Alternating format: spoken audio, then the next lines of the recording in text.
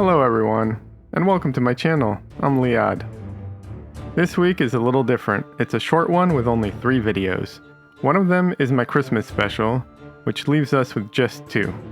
So I thought, why not play around with a mini theme? This week it's all about light and shadow. I've got 2 high contrast paintings to share, one predominantly dark and one predominantly light. Even though there's no connection between the 2 paintings, I think they play well off of each other and create a nice balance. We're starting with the dark painting. This one's a 9x12 oil painting on ABS. Let's start with the reference. I found the photo online. I mostly use Unsplash or similar stock image sites that offer open license photos.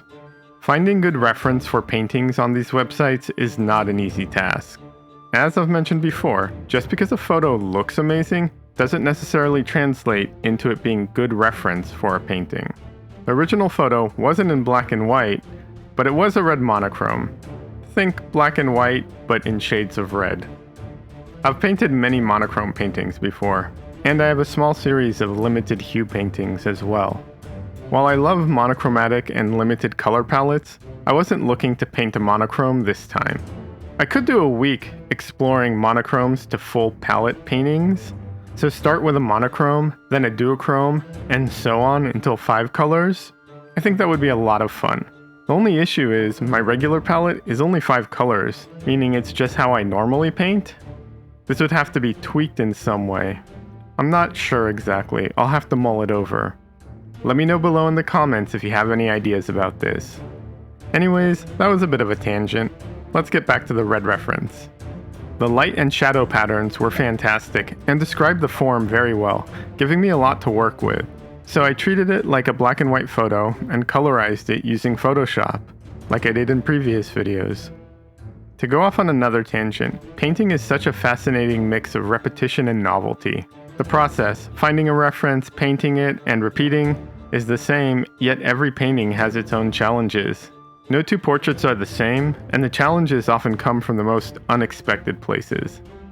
I know it's a bit reductive, since there's so much more that can go into creating a painting, like spending time conceptualizing, setting up a photo shoot, or even scouting for the perfect location, but that's not really the focus of what I'm discussing right now. I just wanted to acknowledge that.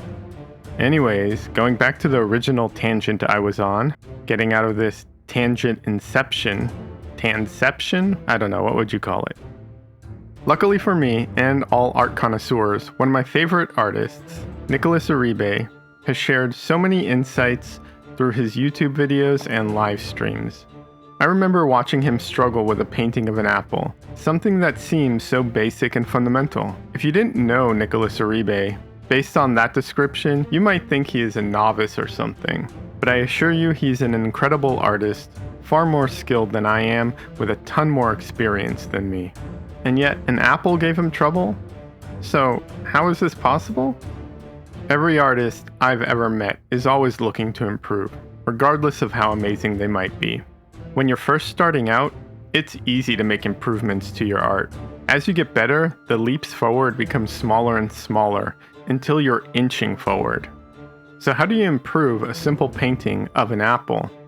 Because it's such a simple and straightforward thing, at a certain level, it actually becomes extremely difficult to find ways of improving on it. That's my theory on why amazing artists sometimes struggle with the simpler paintings. So yeah, it's very repetitive. Find a reference, paint it, and repeat. But the unsaid steps are improve, elevate, create something new, inspiring, and revolutionary. So yeah, it's always challenging. For this painting, my goal was to tightly control the value range. I wanted the darks compressed, not pure black, but still rich and deep, so the highlights would pop even more. If I'd expanded the value range of the darks, it wouldn't feel as dark, and the contrast of the lights wouldn't feel as punchy. Artistic license was a huge factor in this piece, as it always is. And if you're someone who tends to stick too closely to your reference, it's important to remind yourself you don't have to. Take the rim light I added behind the subject, for example. That wasn't in the original photo, but it was a deliberate choice. Just, it wasn't an easy one. Why is that? Because it came dangerously close to one of my pet peeves, which is unintentionally outlining a figure. Let me explain. When you're painting a subject against a background, you often need to refine the edges where they meet. The problem is, if you're not careful, this can create an outline effect, even when the edge color matches the background perfectly. With oil paints, the brush strokes themselves can still reveal the outline, which can feel unintentional and distracting.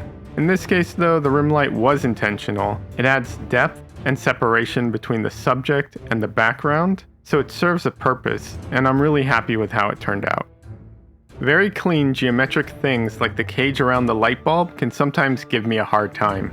Clean, precise shapes can be challenging with wet-on-wet oil painting. My trick? Using rubber brushes and applying thicker paint to keep the lines sharp and unified. Honestly, this is where acrylics, or having the patience for the paint to dry, could make things easier.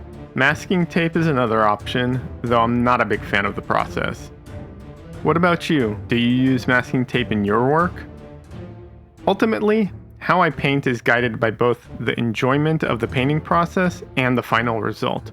Sometimes I see other artists' work and think, wow, I wish I could paint like that. But then I realize regardless of skill, I could never paint like them. Their process wouldn't bring me joy. It would probably bore or frustrate me if I'm being honest. And that's okay.